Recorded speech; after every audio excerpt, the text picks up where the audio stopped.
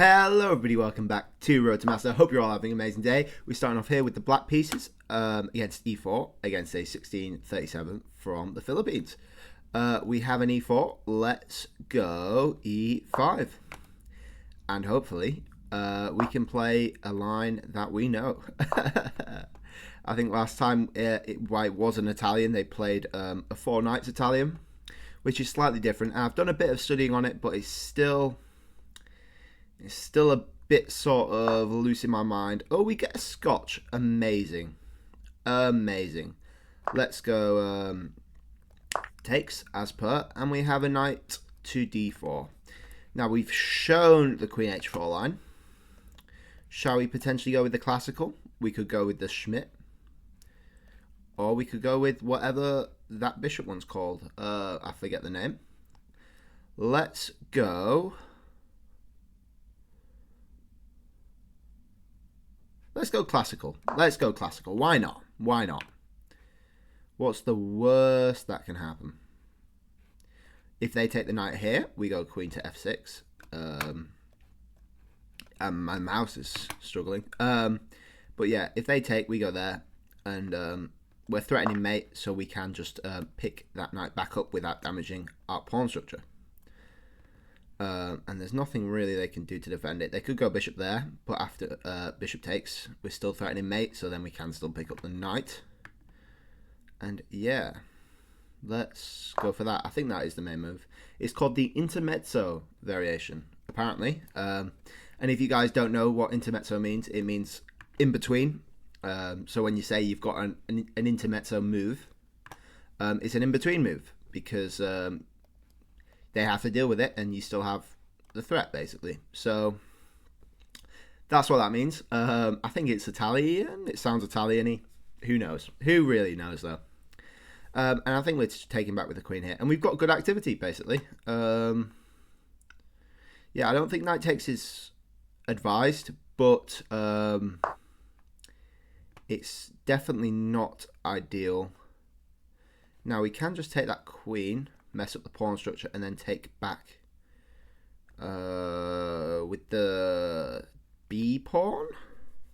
With the b pawn, probably not with the b pawn. Or we could just take the knight with the queen. Also a good option. I don't know. I feel like we should probably take the queen while we can. Taking with the b pawn and looking for a push there could be alright, to be fair. Let's go for that. Why not? They have no knight to take there, obviously. And we take with the b pawn. And then we're looking to get this bishop on open lines as well. They are looking to just trade off. They are looking to just trade off. And that's fine with me, but we never do it on their terms. I'm not quite sure if that really makes a difference to their pawn structure. It moves this one across one, so maybe they have a bit more central control. But I think if we go bishop b6, we're all fine, really. Obviously, if we take that way, we're lessening the impact of the d5 push, because this pawn will be isolated afterwards, because this one has gone to b6. We could also give a check, but that doesn't really do much after pawn blocks. Sorry. Or we could take and play like a rook b8, and then after a b3, I guess would be the only move. Knight b d2. Sorry, would not work. It could be okay.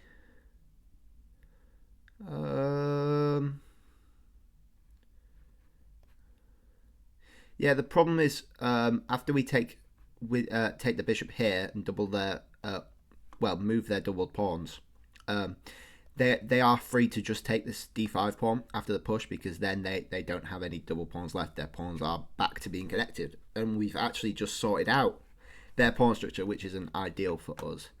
So I think we have to drop the bishop back here, which is fine. We could drop it back somewhere else. But we don't really want to give this this bishop the satisfaction of having having a nice diagonal, really.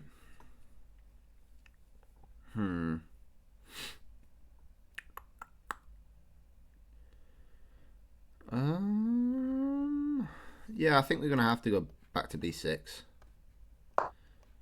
and just hope they take. If not, we I don't think we want to castle kingside necessarily. That might be a bad move with the open file. With the two bishops as well, it's looking a bit scary. They always have this f pawn push as well. We're gonna pre-move takes. And I think castling queenside's probably slightly better than kingside, but we still have weak pawns. We need to get this central pawn sorted out. And they go for the rook there, which is interesting. Well, I think we have to go g6. I'm not scared of the bishop coming in because we can always trade the bishop if we really, really have to. Let's go g6 then. And we're even looking at an f5 push, to be honest, which would really hinder their pawn structure. Maybe if we can get the knight to e7 first, so then we can take there. And this knight can just live there, basically. Or we play a d5 and put the bishop there. You know, we've got options. We've got options. And these are really subtle positions. And I definitely do not know enough about them. These pawn structures are always super interesting because it potentially could be a weakness, but you also have strengths where you can take and still have a normal pawn structure. You know, it gives a lot of central control. And this is like a flip position, really, for each side. You know, we have the same sort of pieces, same pawn structure with this isolated pawn there. And that's a strange one. I think I'm looking at an f5 right now then.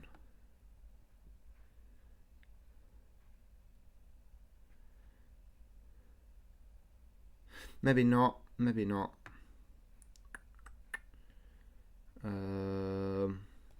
Potentially a d5. And after takes, and then if they take, we take with the pawn. Their bishop there's a bit of a problem. Just pinning that. We sort of want to get rid of that. I think if we push there, they're going to seal up there, which could be fine for us. I mean, it's blocking in a lot of their bishops. We would sort of struggle to get our knight out a bit. Maybe an f5 is the right move. What's their knight doing? So basically, my prediction is the bishops are going to get traded off. Definitely the dark squares. Neither of us want to move these. We've moved them enough times this opening. And the light squares are always just sort of facing each other, really. You know, that these middle squares aren't really in play because you need the pawns there to support the other pawns. So these are always going to be facing each other in this little box here. So it's going to be all about the knights, really. All about the knights and the pawns. The rooks, there's not really open files. There's semi-open files, but if we just keep them strong, it shouldn't be a problem.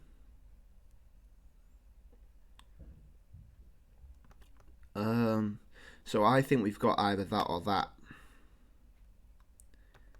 And maybe we play f5 while we can. Maybe we play f5 while we can. The problem is that opens up that diagonal a bit. But then we have a d5.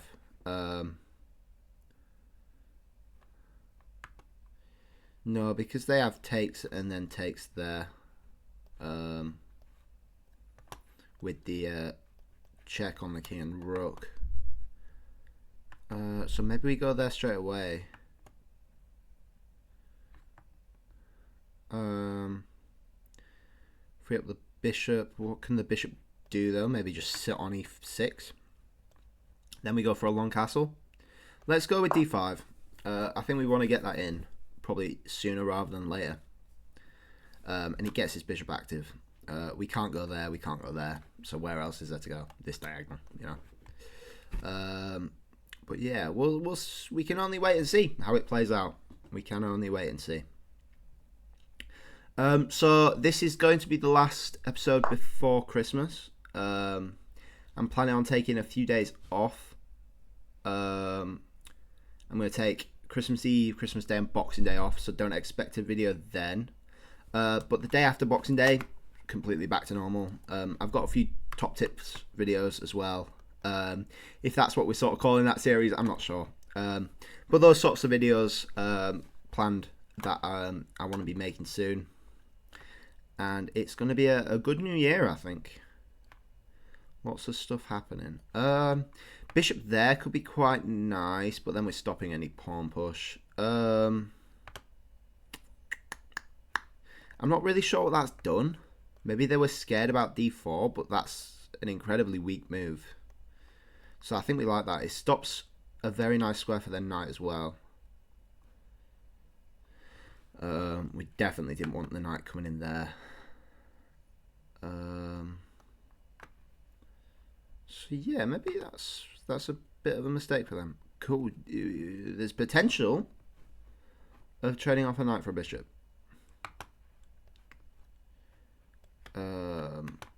Which I wouldn't mind, to be honest. Where's this knight coming in? Nowhere. The knight can go nowhere. The thing is, I really do want this f5 push. And the thing is, after f5, f4, the bishop's looking dead on arrival. So we need to really get this bishop out somehow, and we're going to have to properly try for it. And if we go, I guess we can go a5 now. Now there's no threat of them taking on passant or getting close to this pawn at all. We could do a cheeky c5 and then definitely look for d4. But again, the bishop has lots of squares it can go to. And it would mean we can get our bishop out, but at what cost, you know? A bishop there is super, super annoying. It just moves back to there, supporting this pawn. We've really got to get a move on as well. Shall we go for... Let's go for an f5. We thought we were going to do it anyway. But we're running a little bit low. We're running a little bit low on time. So this actually is going to be the last episode with the Santa hat, I think. That's a shame. Yeah, I've come to like the Santa hat. It's comforting. I like it. I hope you guys like it as well. But it will be back next year. And yeah, we'll try get some other cool hats in for future holidays and whatnot. But yeah, unfortunately, I think it could be the last episode, unless I do decide to make some videos tomorrow around Christmas, you know. But I doubt it. It's a time to be chillaxing, you know, be with family and all that. Now the problem has arisen. I think it's time to go a5. a5 with a bishop to a6. Little maneuver there. And to be honest, I think that king is chilling around and about, you know. Yeah.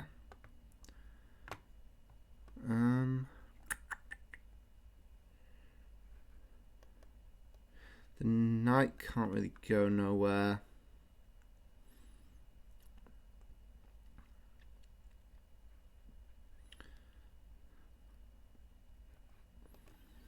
Maybe a c5 now could work. But they're definitely long castling here. So the rook's going to be here, putting pressure on this. Maybe they're looking for that push, but then we could counter push. And that looks okay.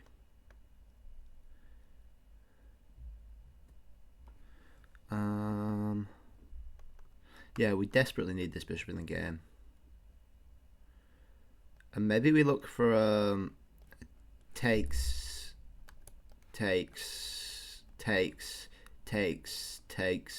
rook there, hitting that, king up, knight out, rook over, and just put pressure on this side. It could work. It could work. Let's start with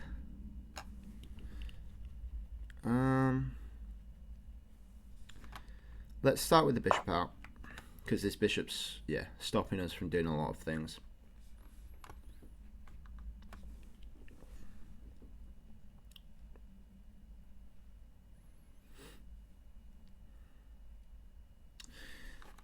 Yeah, I think spatially and developmentally we have the edge, but I think white has more potential here, if you get me. White's the ones pushing, but we are extremely strong as well. That knight's a bit annoying, but again, not really doing much.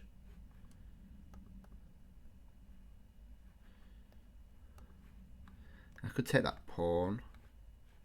I could trade a bishop. I could just trade everything here even. And go dead into the knight endgame, hit that.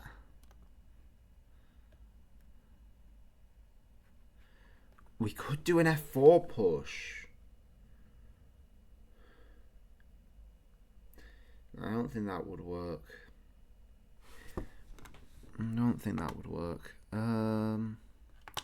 The knight wants to park itself on one of these, and we can't really stop it. But what we could do is stop its defender, basically.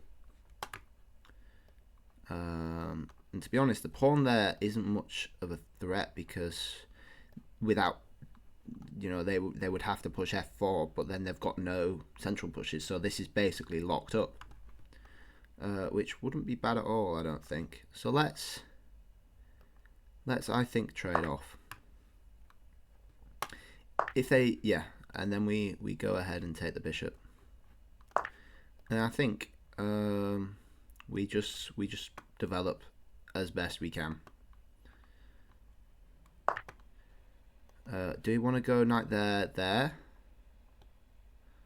and hit that? I think that's probably a good idea. They're going knight there, but that's literally not doing anything. It's such like a fake knight. Maybe they've got some pushes there, but we can just sort of let them take that and undouble our pawns. Exactly, yeah, we said they were going to do an f4.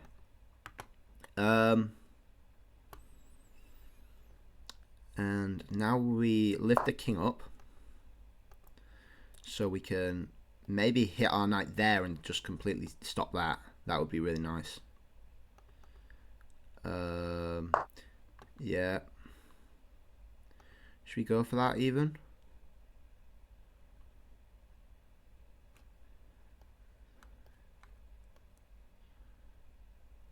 Yeah, I think we go for that. They've got nothing really. Again, no pawn push, ever. They've got this. But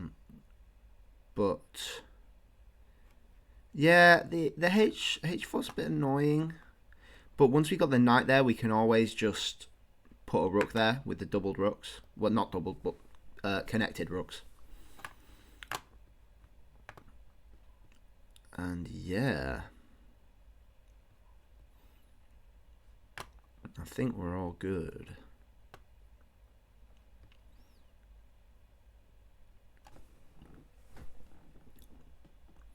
I think we are all good. We need to move from them now. I think h4 is the best bet. They probably should have taken with the rook. They need to get this king in the game somehow, but that's really slow. And then you'll have to move to double up as well. At which point I'm free to sort of take over this side.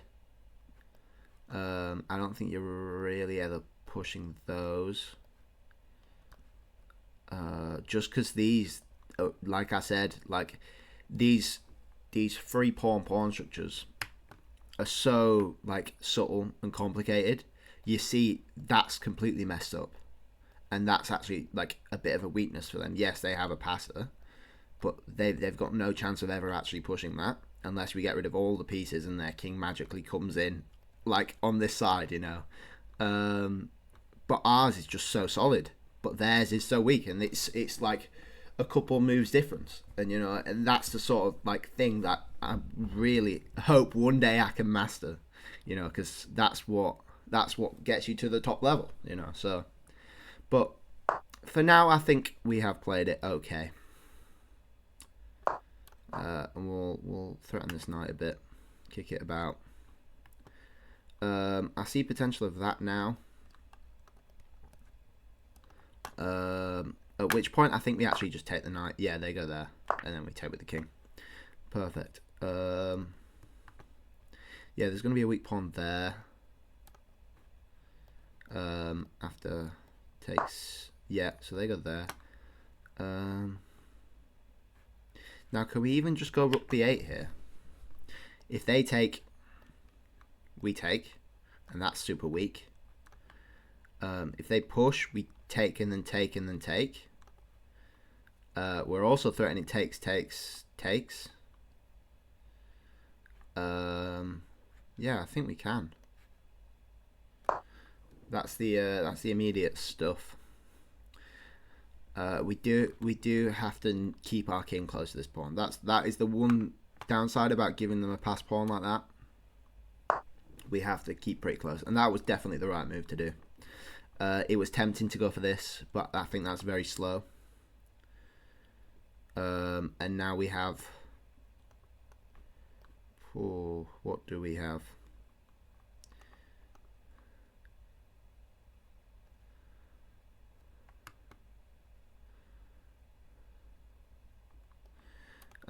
Thing is, if we double up here, they do have takes, and after takes, they are actually hitting that, and after that, they maybe have some pushes.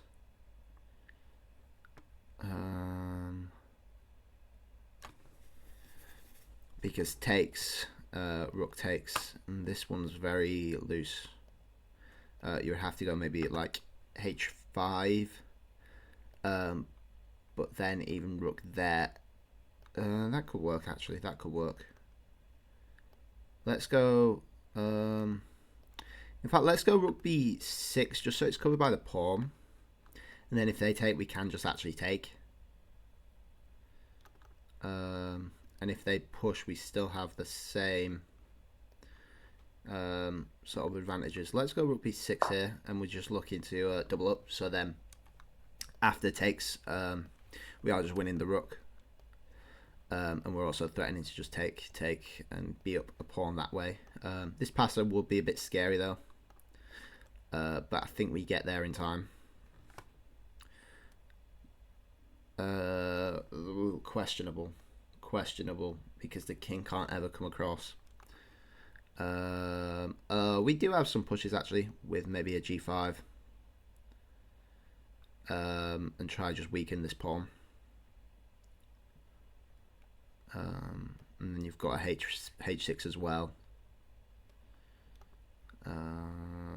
It's interesting. It's interesting. We're obviously down on time, as per usual. We love being down on time, because it means we've been thinking properly, or just yapping for 40 minutes or however long these games take. But yeah.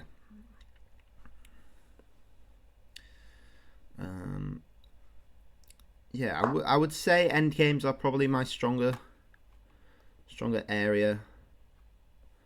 But still, and then after we double up, they double up, we can take, because takes and then push. And if they push, we can do takes. No, we can't. Let's calculate that for it. There, takes, push,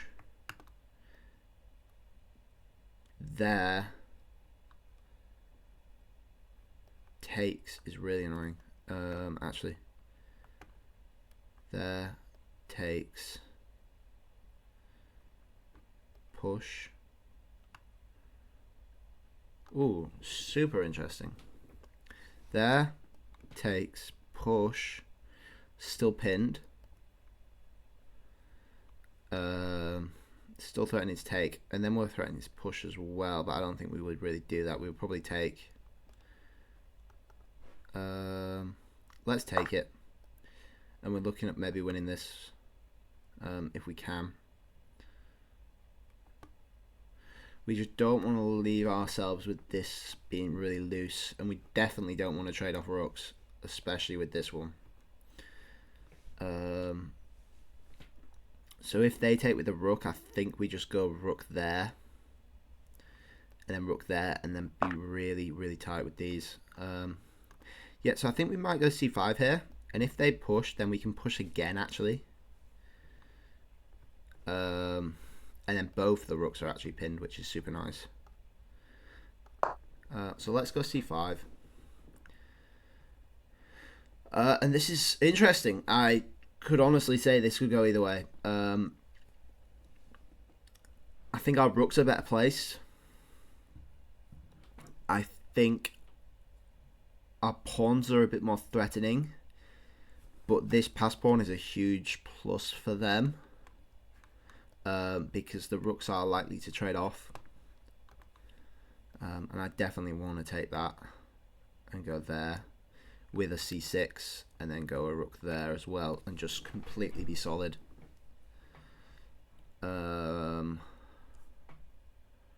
But yeah, it's risky business pushing for a win in this. It's very risky.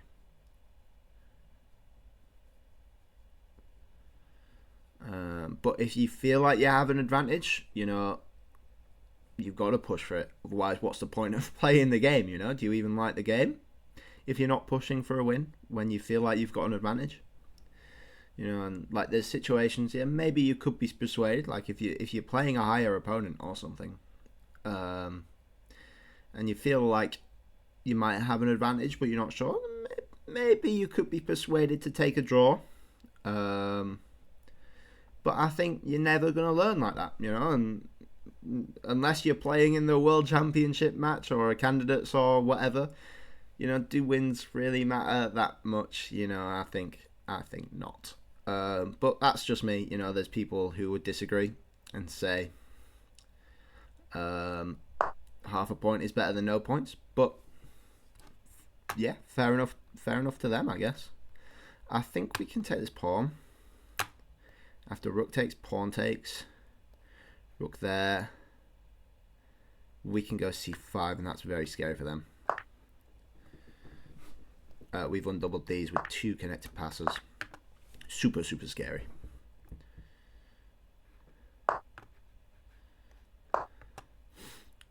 Super, super, super scary.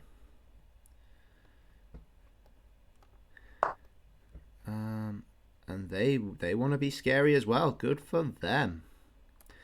Although I think C whatever that is also super scary.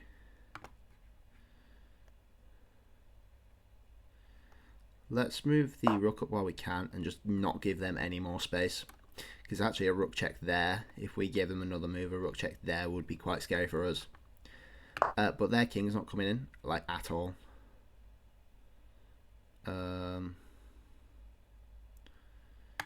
Yeah, let's think about a h6 play, I think.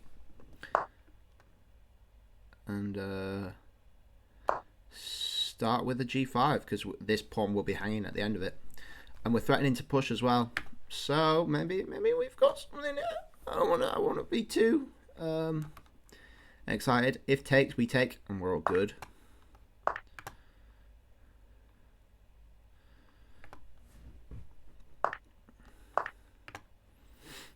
And we're still hanging on to this. And we're up a pawn here. They can't hang on to that. I'm not sure why they've pushed that. That's just a mistake. If they go there, we can go there. And again, just hang on to it. And our rook's covering our king from checks here. Super nice. Super nice. And, you know, a 3 versus 1 with a less active king. There is potential for a draw. I'm not going to lie to you. There is potential for a draw. However, it is a 2-result game. You know, I think if we play it smart, then we might have a shot. The problem is that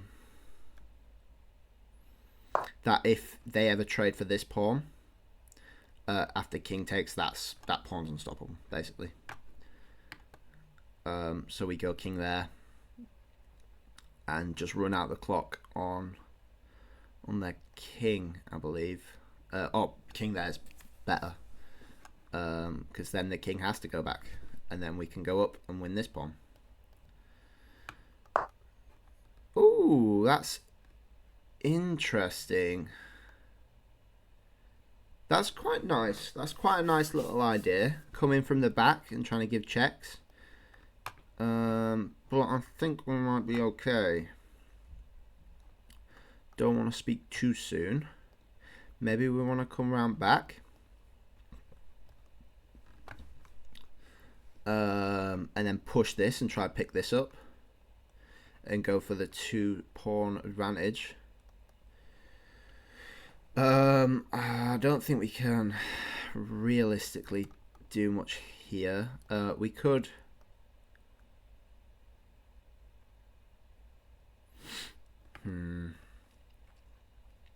There, takes, king takes, there.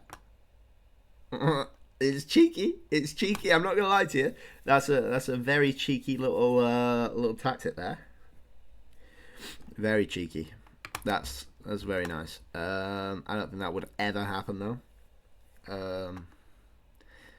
I think a rook there would just stop any silly ideas. However, it would be cool. Not gonna lie to you, it would be cool. This seems like realistic, however, extremely, extremely slow. We also cannot leave this pawn. So maybe we go for the cheeky tactic. Maybe we go for the cheeky tactic. King takes, push. King takes, push, and the king's in the way of the rook, and the rook can't go there because the pawn's covering it. And then it will be a rook versus queen.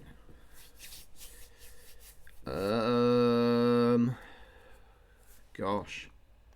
Should we go for it? It looks fun. It looks fun. It looks fun. Come on, you can't lie. That looks extremely, extremely fun. Obviously they have checks, but I think we're fine with those. We can... Oh, they go for it. And we start pushing. We start pushing. And we run and we don't look back. We run and we don't look back at all.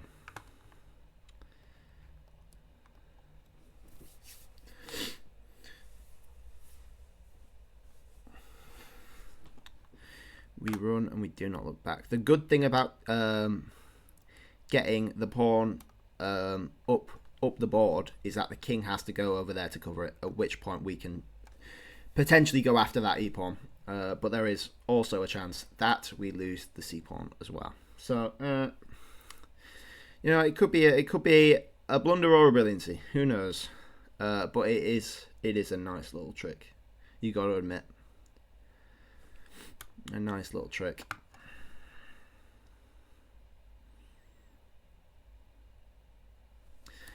And if we can get the pawn to c2, that would be the piece de resistance, you know.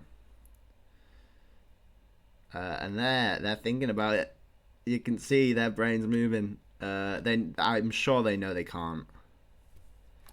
But ooh, it would be quite fun. If they go there, we still do the same. Yeah, and then we just bring the rook back there. We could have gone to c8 as well, but it doesn't particularly matter. Yeah, and then we push for that. And then we just go up and grab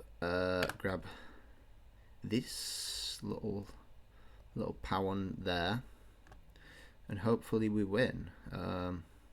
There.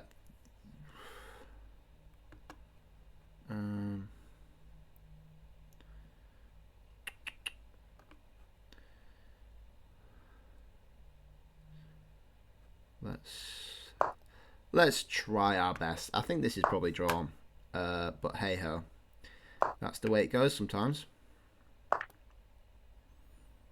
That is the way it goes. Takes, king takes, takes. Oh gosh, takes, king there, and like there, king there, there, and it's probably drawn.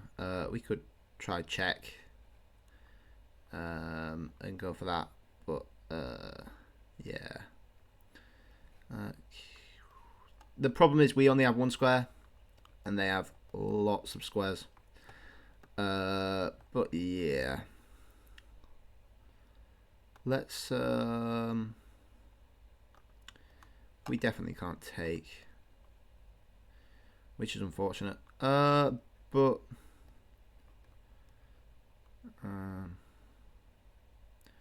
We can check a bit. We can play some check, you know.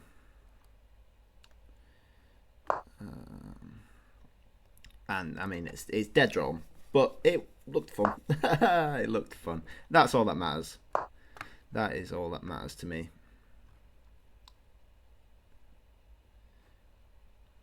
We always have some potential. Some potential of maybe dragging the king away.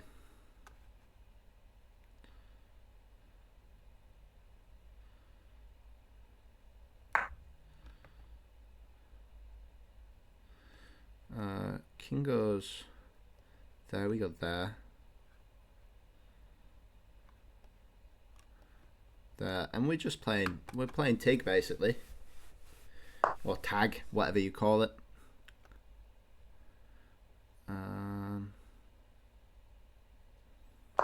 Playing a big game of Tig with the king and a rook. Just checking, basically. And we can probably agree to a draw here, but we'll hope for some mistake.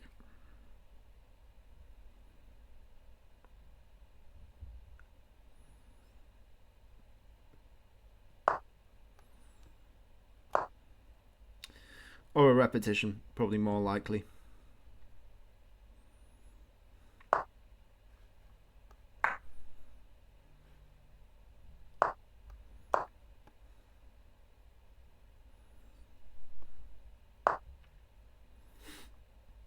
Definitely more likely at this point. I'm very close to offering a draw. Very close indeed. Let's try check from the bottom, maybe. Get a rook. There. Potentially. But I don't think anything particular is happening. We could try end it in style, but I don't think that's going to happen. We could go there, and after takes, king there.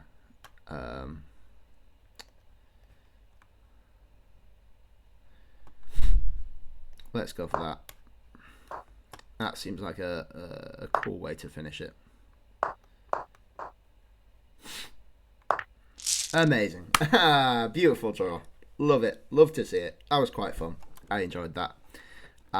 Yeah, I really did enjoy that. So what opening was it?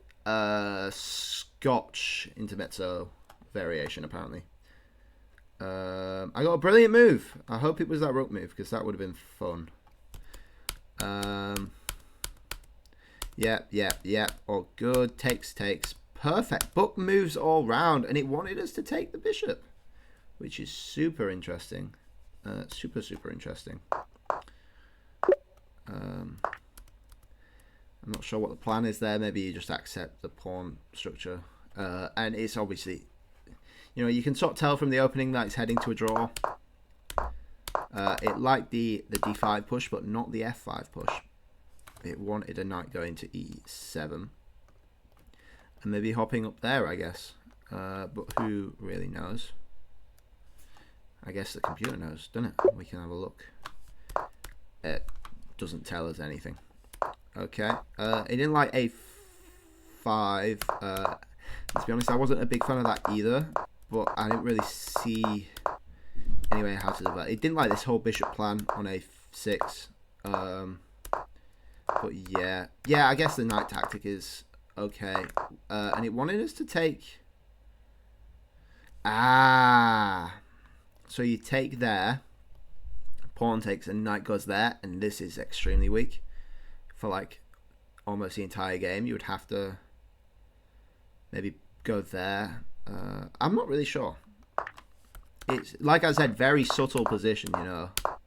It's going to be tons of inaccuracies, but very, very subtle. Yeah, and it liked our little knight maneuver there. That's pretty nice. It's always good when you get a nice knight maneuver. Yeah, and it loved c5 as well. Brilliant. Yeah, and then takes. There, push, there. And it didn't like c4. And it's always been wanting me to play g5 forever. And we finally got it. Beautiful. And then this is winning. And we thought it was sort of winning. But I think in reality it's harder to prove than it looks. Obviously this c6 move, dubious, but fun. It actually wanted e6, rook to e6 instead, which is crazy, absolutely crazy. No, show me the moves. Oh, because we get that pawn as well. Oh, and then it's a one pawn thing. Okay, you trade off 2 for 1, and that evens it out a bit. Fair enough.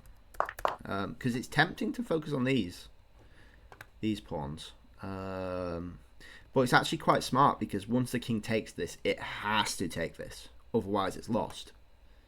You get me? Because this is going to be out of reach very quickly. So it's like 2 moves that are forced, basically. At which point you can shore up your defenses. Which is really cool. And then king takes, and then c3 brilliancy. Absolutely amazing.